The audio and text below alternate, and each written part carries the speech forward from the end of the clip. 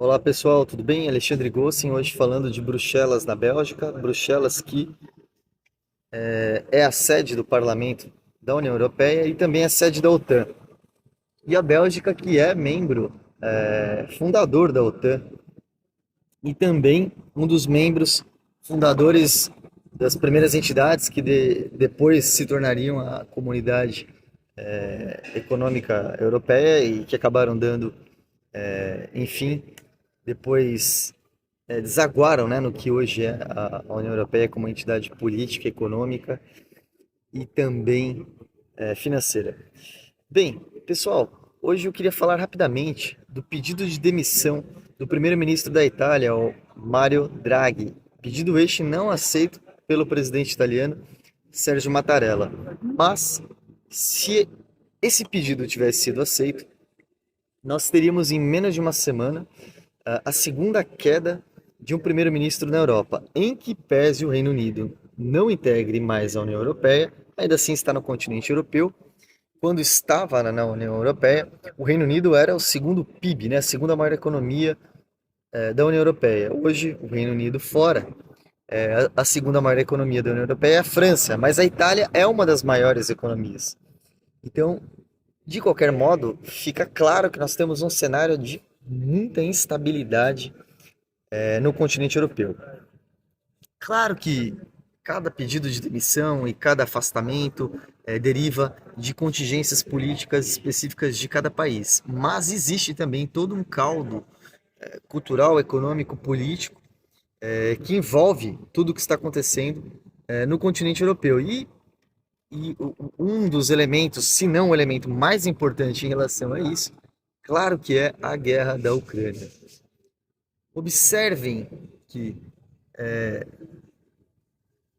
todo este momento que nós vivemos de inflação no mundo se repete e se reflete talvez até com maior força no continente europeu.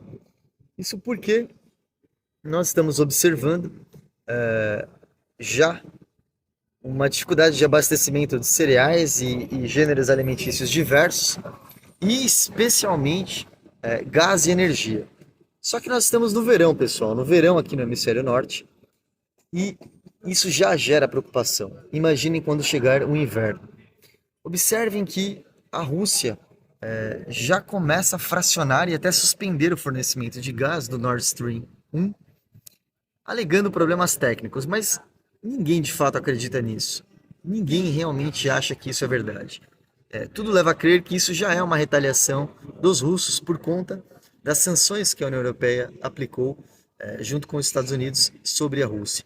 Mas ainda assim, estas sanções estão atingindo mais quem a impôs ou as impôs do que quem as está sofrendo. O rublo ele está se valorizando.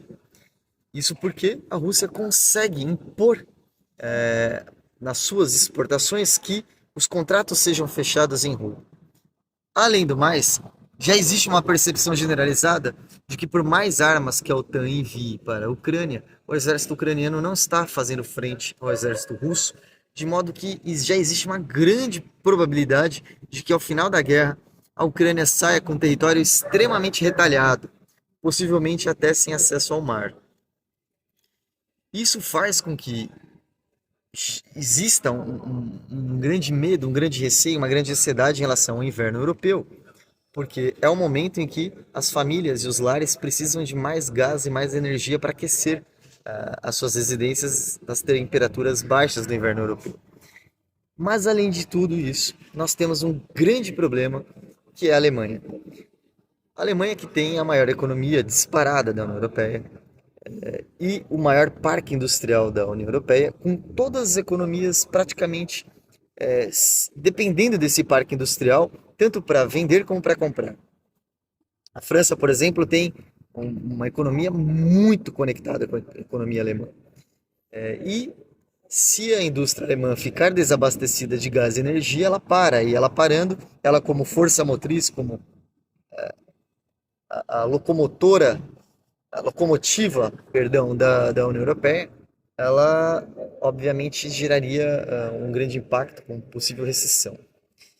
Isso significa que, em algum momento, se nós não tivermos um acordo até a chegada do inverno europeu, nós podemos começar a observar com mais contundência, porque nós já observamos com alguma suavidade pequenas dissidências ou dissensões entre os membros da União Europeia sobre a capacidade prática de manter estas sanções sobre a Rússia, na medida em que o impacto econômico em cada um desses países é diferente e se faz sentir de uma forma diferente.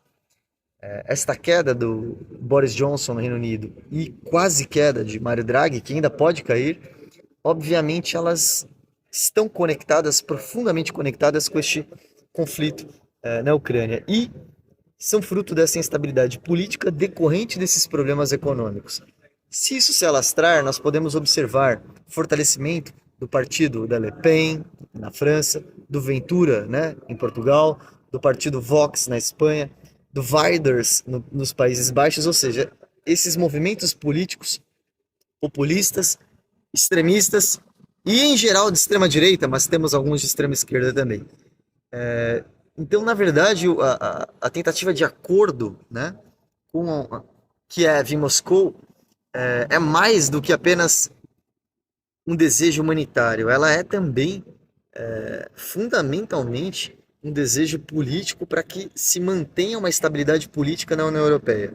Do contrário, nas eleições que nós tivermos daqui em diante, com inflação, desabastecimento de alimentos, dificuldade e encarecimento do fornecimento de energia elétrica ou a gás para aquecimento, tudo isso vai fortalecer muito esses partidos populistas nas eleições que vêm. E observem que os Estados Unidos, por mais que ele esteja sofrendo menos economicamente que a União Europeia, ele também está sofrendo. Os Estados Unidos também está passando por inflação, com subidas de juros e uma das piores avaliações de um governo na história dos Estados Unidos, com tão pouco tempo de mandato. Eu creio que em breve veremos um esforço talvez não visto ainda dos membros da União Europeia tentando forçar um pouco mais Kiev para se entender com Moscou. Vamos aguardar.